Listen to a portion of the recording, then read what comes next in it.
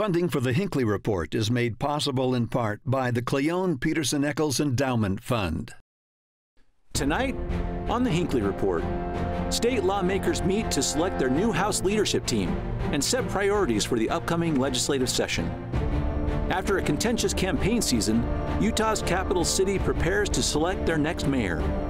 And the panel looks ahead to next Tuesday's special election and implications for 2024.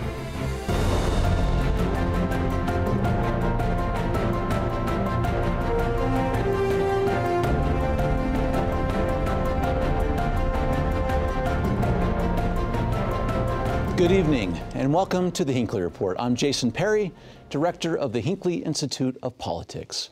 Covering the week, we have State Senator Luz Escamilla, Democrat Minority Leader representing Salt Lake City, Chris Blake, partner with RRJ Consulting, and Robert Gehrke, columnist for the Salt Lake Tribune.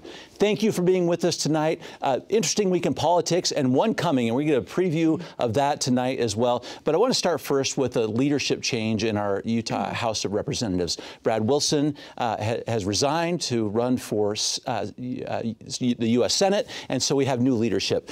Speaker Mike Schultz has been elected, Majority Leader Jefferson Moss, Majority Whip Carrie Ann Lisenby, and Majority Assistant Whip Casey Snyder. What I think interesting, Senator, let's start with you, because it was a bipartisan vote. People don't necessarily think that, unlike what happens in D.C. Both parties get to vote on the Speaker of the House in Utah. Correct, and first is congratulations to Mike.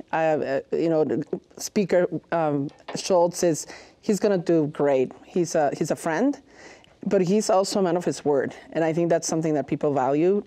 It's the only currency you have in the legislature, and my experience with now Speaker Schultz is that when he commits to something, he'll work with you, and even if there's disagreements, he's able to manage to bring people together. And some of my legislation has been benefited by his efforts to bring common ground and bring all the stakeholders together, and he's been very helpful, and I'm excited. I mean, I like his approach. He's straightforward. You never second guess where he's going to be on issues, and I appreciate that type of politics, and I'm excited on his policy approach to the state, for the state. Chris, you've held an interesting position in the past as the chief of staff to a speaker. Talk about how this election works out and your thoughts about how this one went down, considering how unanimous it was. Yeah, I think it is interesting. You mentioned that they voted this week on the House floor to confirm him as the House Speaker. He was nominated by Representative Romero. Got a little confused there for a second. And they have a really interesting relationship. I've likened it to kind of a brother-sister relationship. Mm-hmm. But it's interesting to hear even Senator Escamilla's approach with Mike Schultz. I think you've seen with Mike, he's taken kind of the mantle of leadership on his shoulders the last couple of months as he's known this transition is happening. And he's really taken seriously the role that he has as Speaker, of wanting to lead, of wanting to incorporate varied opinions. Mike is a tough negotiator, and he is going to be someone that has really strong opinions about things, but he's also open to collaboration. He's open to listening to other people, and I think he's really earnest in wanting to incorporate lots of opinions and do the right thing for the state. Mm-hmm. Go ahead, Robert. Just to kind of echo what Chris says, I mean, I've seen Mike do the hard work. When there are big issues, he got assigned a lot of the big issues and really dug into them. And so I think that's sort of his MO as a representative. He's also, in my opinion, a lot more conservative than Speaker Wilson was. He was a huge Trump supporter in both 2016 and 2020. And then you have Carrie Ann Lisenby, who I think is interesting as well, ascending into leadership. And these are very conservative legislators compared to what we've seen in the past. And so I think that's going to sort of reflect in the legislation we see coming out of the House. I think it's a more conservative body writ large, but the leadership is a little bit more partisan, I think, than what we've been used to the only thing I will add that I heard that I wasn't thinking too much about it is North versus South. I mean, there's now a heavy representation of legislators in that leadership team from the northern part of the state. And a lot of the people, legislators or House members in the southern part of the state are feeling a little bit alone, maybe, or not a lot of representation. That was a concern that was raised on that group of 4. But all of them have been involved. I mean, Snyder was, the chair for Rules Committee, so I mean, he was heavily already involved in some of the direction of the policy. As a member of the Senate, I love our Senate leadership, majority leadership, and we love the structure there. That I'm sure the dynamic in the House certainly is very different compared to the Senate. We might have got a little preview of where he's going and what he wants to do as Speaker, Speaker Schultz. And let me show a graphic, because this is an indication from his speech after he was elected to the body. I want to read this, and then Chris, you may give a comment about where you think he's going to go, given what he talked about here. This is what Speaker Mike Schultz said. "It only took one round today to elect a new Speaker. I believe with all my heart that Utah has something special. We cannot and will not allow the D.C. model of divisiveness and dysfunction to enter into the chamber as it has in so many other states." Yeah, and I applaud him for that. I think it's the right approach. It's easier with the partisan split in the House to say something like that, but I think he means it. The other thing that he has noted is that he cares deeply about energy policy. That's something that he's really going to be focused on. My interactions a lot with Speaker Schultz over the years has been in transportation. He cares deeply about having a multimodal system, and I think he's really been responsible for putting more of the money into transit and into trails. And so I think that's an area that we should continue to see real growth and improvement in. But I asked him the other day what he also is focused on, and he mentioned tax policy to me as wanting to see that income tax rate come lower. That might be a little bit to Robert's point about some of that conservative nature, but Mike will burrow in on issues, and he will understand them as well as anyone, and that's something that he will be a real challenge as Speaker, because he's going to be spread a lot further than he has been in the past. Robert, one of the interesting things. Oh, go ahead, and then. I've seen Mike do, as Chris said, kind of bring people together, stakeholders together. I've also seen him be kind of an attack dog at times. There was an issue where they were trying to put a moratorium on the death penalty 2 sessions ago, and he really came out hard against that and really made a show of force in the committee hearing. So I think. What's his approach going to be as Speaker? Is he going to let Democrats get some bills out in the committee, or is he going to stifle those? I mean, it is bipartisanship. It's not really bipartisanship. It's still 80% running the show. But are they allowed to contribute? Are they allowed to have input on bills? That's the sort of the test of the Speaker. And I think we saw with Becky Lockhart when she was doing it, the Democrats were more included than I think they had been in the past. Are we going to see that sort of go back, or is it going to be? Are they going to have a seat at the table? What do you think, Senator? I think with Representative Romero as a minority leader, Mike is going to have a harder time pushing back in the sense of their relationship, as it was explained by Chris, allows them to have those very tough conversations.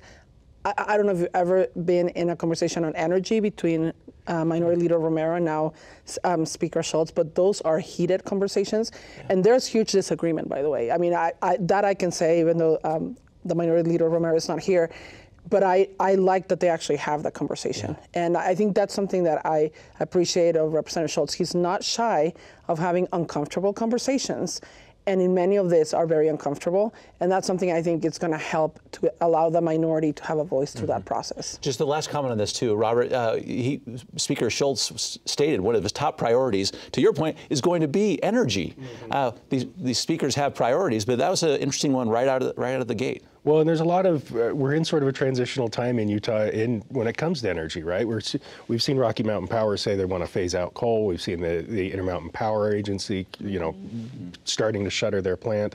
We've been moving away from coal. There's this push to kind of hang on to it a little bit. I'm curious to see how that plays out.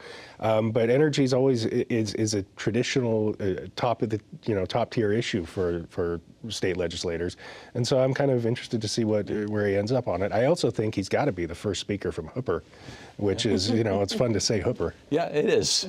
Everyone should go look at that map, make sure they know where Hooper is. I want to talk about what's happening in D.C. for just a moment. Chris, it looks like another government shutdown has been avoided with some actions taken this week. Talk about what's happening in Washington, D.C. as it relates to the state of Utah, because we did not have unanimous support in that vote. Yeah, I guess avoided in the short term. I still don't know how Speaker Johnson is going to manage the end of this continuing resolution. You know, he's got this two-tiered approach, and I think he's gotten a little bit of rope from, you know, the hard right in terms of being able to push the can down the road, so to speak. But I don't know how he's going to find a resolution without doing something similar to what Speaker McCarthy, Speaker Boehner, Speaker Ryan, you know, all the rest have had to do, and that's find votes on the other side of the aisle in order to continue the government. It's clear that the House and Senate, even on the majorities, or excuse me, on the Republican side, don't see eye to eye on some big issues, including Ukraine and some other things. And so I think at the end of the day, we're going to see all sorts of drama. It is not going to end easily because there's just significant disagreements, and the far right in the House, I don't even know if they really want to govern. I'm not sure what they want. I guess they theoretically want spending cuts, which is fine, but they haven't really proposed how to do that and deal with some of the other issues that are out there. Senator, so Speaker Johnson needed Democrat votes to get this through, to get the CR moved forward. Can I talk about that for a minute? Because everyone in his party was not completely thrilled that that's how he resolved it. Well, I mean, it's deja vu all over again, right? So I'm like, if they're not learning the pattern that we need this, and again, by bipartisan, I mean coming together on certain issues. And it's okay to agree to disagree, but at the end, if you want to move forward, 9 weeks is not enough. I mean, I'm already getting anxious about only having 9 weeks of our government being able to operate and bring the services to the people. That when I hear the same Republicans that were complaining about the previous speaker upset about this, and I'm like, are you guys not learning? I'm like, it's a deja vu all over again, and they're just gonna have to live. And at one point, it's their own caucuses. I mean, it's disturbing. I mean, they're almost calling fights in the middle of Congress now. Where's that decorum? It has been lost. People punching each other, apparently, or touching each other. I'm like, it's seriously a circus over there, and it's pathetic. It's very sad. Well, it's been observed by our students at the University of Utah as well, what's happened recently. In fact, we had a student send in a question about this very topic and what you mentioned, Senator. And maybe, Robert, if you'll watch this and give a comment to this question. Hi, my name is Anna Locke, and I'm a sophomore at the University of Utah majoring in economics. The House just recently passed a bipartisan spending bill to avoid a government shutdown. However, this extension is only temporary. With all the recent issues going through Congress, like the speakership and the government shutdown, it appears that it's so divided that practically nothing can be accomplished. What steps does Congress need to take moving forward in order to reach a compromise?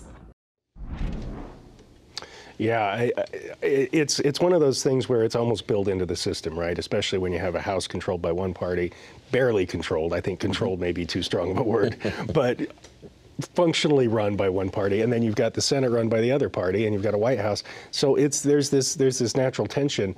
I don't know that there's a way to break through that without seeing some shift in the electoral makeup of it.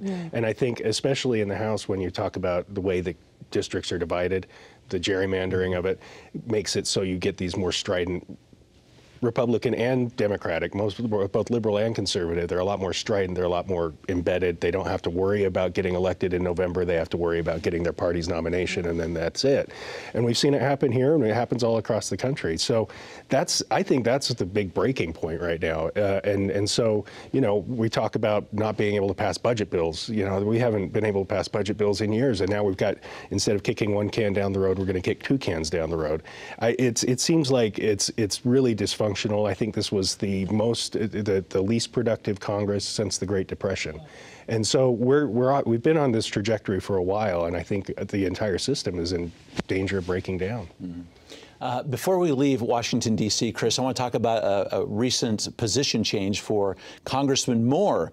He is now the vice chair of the House GOP conference. It's an interesting position for a sort of a junior leadership position, but it's number 7 on the House GOP list of leadership. Well, it's also the stepping stone to House Speaker, so I expect Blake Moore to be the next House Speaker. Oh, wow. Okay. You know, that's where Mike Johnson came from. No, it speaks to Blake Moore's capability and his talent, and I just think it's awesome to see. I'm a big fan of Blake Moore's.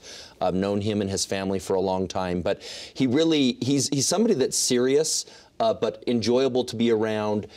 is not dogmatic in the way that he approaches issues. And so I hope to see him continue to rise. He early on was a supporter of Liz Cheney, so it's interesting to see him sort of thread the needle through that conference and find himself in a really respectable space. And I think it speaks to him, but also the way that Utah generally punches above its weight. And so kudos to him, and I can't wait to see him as the next House Speaker. It's pretty striking, though, to see, I mean, for a guy who's only been there for a little while, to earn the respect of his colleagues so quickly. And because, you know, there were some pretty heavy hitters in that race against him. So for him to emerge victorious, I think is an honor for him, but it also speaks to the way he's ascendant in the House leadership. It's great for Utah, and he's also super nice. I think he has this ability. We've known him now as congressman in that capacity, and he's very neutral, which I think it gives people the ability to say, I can talk to this guy, and you know, but I think for Utah, even though of course it's not, we would love to get more Democrats obviously elected. That's our priority. But to see one of our own get into those positions of leadership for a small state like Utah, it's like really good. Let's go more local for just a moment. And Chris, let's start with you, because the mayor's race for Salt Lake City, this is a very interesting race, not just because of how it's playing out with names that people know pretty well throughout the state, but for our capital city, something unique is happening here, and it's a ranked choice voting election here for the mayor's race. Talk about, maybe for our viewers, what that means, and let's talk about the implications as it may in this race and going forward. Yeah, absolutely. And ranked choice voting, as I first became aware of it when I was at the state party. We used it in the election for governor in 2004, and it's where you're able to rank all of the candidates 1 through whatever number you have. So if there are 8 candidates, you know, you pick a first choice and a second choice and a third choice, and once your first choice vote falls off, it defaults to your second choice vote.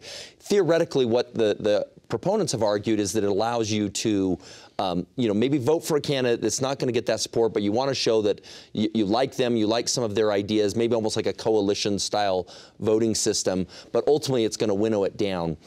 The challenge is, when you get the ballot, it's not terribly intuitive, and it's a little bit frustrating when you see it. And so I think as more people have become exposed to it, they have not particularly liked it because it is not intuitive. It's not a binary choice. Maybe there are some positives to that, but it leads to some confusion and some frustration. And I think a lot of people feel like, ooh, if I vote this way, should I be gaming it this way? And so I'll be interested to see. There was some angst last year that we should get rid of this. I wonder if more will be as more people become exposed to it. Robert, you are so good at reading the chessboard and what may happen with the particular moves. But on this one, in this mayor's race, there are 3 candidates: Michael Valentine, Rocky Anderson, Aaron Mendenhall. So to Chris's point, the Mendenhall campaign even put out a flyer that said, you don't have to vote for all 3. Yeah. Talk about what happens, and maybe this third place candidate, whoever is in the third place, how this may shift the dynamics. I mean, I think that's directed most directly at Michael Valentine, right? So he's most likely to finish third. He would be the one dropped off. But if he gets, you know, if he's polling 10% of the vote, that could roll over to Rocky, most likely Rocky. I mean, you know, and that would be a big boost for Mayor Anderson if Mayor Mendenhall's under 50%.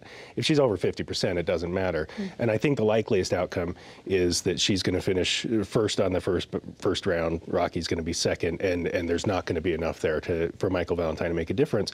But, you know, strategically, it makes sense for her to say, well, you know, you can leave it blank after 1, and then those votes won't roll to Rocky Anderson. So strategically, it makes sense. I'm not sure that in this particular race it's going to matter. It's not like the Sandy race we had a few years ago where there were like 8 candidates and, you know, they had different rounds of balloting. And you know, so it's potentially going to make a difference. I think more likely maybe in some of the city council races it might make a difference. I don't see it being a big factor in the mayor's race, though. Is ranked choice voting going to catch on? So, you know, because this is kind of like therapeutic for me after losing that race 4 years ago. So, okay. PTSD here. But because we didn't use, obviously, that one on the last election, and then there was an election in between where they did it for council members. So this is the first time you have this such a large election. I think it defeats the purpose when you're shifting, right? It is the idea of empowering people, we meaning the Democrats were very supportive. Actually, former Representative Chavez Houck was one of the leaders on passing this legislation and making it available for to be part of our election system.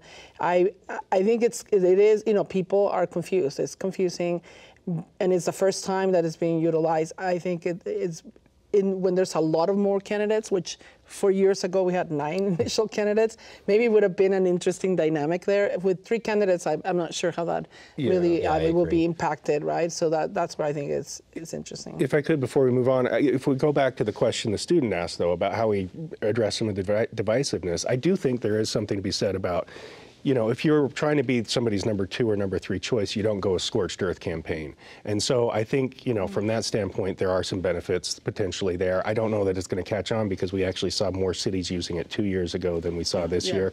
And so, you know, and people, as Chris mentioned, people who've tried it are kind of like, you know, Sandy tried it. They decided not to use it this time. So, I mean, we have to see, but I think there are some real upsides to it. One more interesting dynamic in this race, Chris, is who's endorsing these candidates. Gary Herbert has come out saying that he would support Erin Mendenhall, and Phil Lyman, who's going to run for governor, is endorsing Rocky Anderson. Yeah, and if you'll remember when Rocky Anderson was mayor the first time, one of the people that he battled hard with was then a young representative in the House named Stuart Adams, who's the Senate president. I think there's a number of folks at the state capitol that have no interest in a Rocky Anderson 2.0, and they enjoy working with Erin Mendenhall. They think she's collaborative. I know they've had their battles, but and maybe at some level it is that balance that Democrats have to strike here between how do I work to get some of my priorities done versus being more confrontational and appealing to a base that likes that and likes that approach. And so it's a tough challenge, as Senator Escamilla knows, and one, but it's clear they're not interested in Rocky 2.0, and that's why you see Governor Cox and Gary Herbert and others saying, no, let's support Erin Mendenhall. She brings a good approach and a good air to City Hall. Yeah, I mean, Senator Escamilla can probably speak to this too, and I agree with Chris. Like, there's this constant tension. As a Democrat, do I stand up and shake my fist and take my stand and then die on that hill, or do I try to, you know, as Mayor Mendenhall said she's tried to do, is bring people to the table and try to get as much as we can from the legislature, and the legislature still has a huge amount of control over Salt Lake City. It limits what they can do and tells them what they can't. So, you know, I think it's important to be collaborative in that way, especially when you're a mayor. And I think Chris is right. I think that's the real risk with another Rocky term is that it took a long time to rebuild a lot of those relationships for between the city and the legislature, and it would be a step back to go back to that sort of combative, punitive approach that was taken during his term. Let's talk about a couple other races. Let's talk about the Senate race, Senator. Because what's interesting is the slate was sort of set for a little while here with Brad Wilson once he announced, but we had an announcement that John Curtis was not going to run. But rumor on the street is maybe he's thinking about it. Yeah, I was surprised because we heard so much before, and everybody's like, he's coming in, and of course then Brad Wilson announcing, and Brad, he's been so good, and we've sponsored bills together. He's a good friend, and we were in his last speaking engagement together. We were doing to students together, so we had a chance to, talk about some of our experiences working this bipartisan approach. But now hearing again Congressman Curtis, and he's also great. I mean, both of them are great. I think, a lot of Democrats like Mitt Romney. So there's been this. Because I always say he's almost like a Kardashian for Utah, right? Like everybody loves Mitt Romney. I mean, I'll say this, it's real. Like when the interns, when Mitt Romney comes, all interns come and ask for a picture with him. He's the only member of the congressional delegation that has like a line of people. I've seen it year after year, and there's something about Mitt Romney. So I think we collectively, understanding that Democrats have very few opportunities to win a U.S. Senate race, want to see another Mitt Romney coming to the U.S. Senate. So, and those two, I think, both are great guys. I mean, Curtis and Wilson are great, but it's interesting to see now his shift to maybe I'm interested, and I'm like, what's going on? Let's make a choice. You know, Chris, I'd be interested to know what you think of this. But from where I sit, I don't think Speaker Wilson's really caught fire the way he expected to. He has cleared the field for the most part. He's raised a lot of money. But I think there's still an opening for if John Curtis wants to get in, he can get in. And going to the sort of the north-south split that Luz was talking about earlier, Curtis has represented a huge chunk of southern, the southeastern part of the state. So I think there's a potential there for him to have a base that Brad hasn't been able to tap into yet. I think if John Curtis decides to get into this, it completely flips the race on its head. Well, John Curtis is a super talented politician, and I was excited to see him stay in the House, or suggest he was going to stay in the House for another reason. Speaker Wilson and John Curtis, Congressman Curtis, are very similar in terms of the way they approach things. I think they're both very likable. They're both very pragmatic. I think they would represent Utah well. And so I hate to see them go against each other and potentially split some of that vote and end up with somebody that will come in with a much more confrontational tone. Now, maybe they can ultimately resolve that, and they'll be the final two in the primary. But I think there is some risk that the two of them together end up splitting some of that vote that's, if you will, more mainstream because they do have similar approaches. But the thing that Speaker Wilson has done well up to this point, and he's been laser focused, he's been out there, but he has raised money. So he is going to be competitive from that perspective. Now, John Curtis can bring some of that to the race as well, but Speaker Wilson is well situated to be a strong competitor in this race. Okay, our last 20 seconds. Go ahead, Senator. Oh, no, like I said, I think both of them are great. And we need another one like that to replace Mitt Romney. We need someone that can be accessible, and I think both of them are.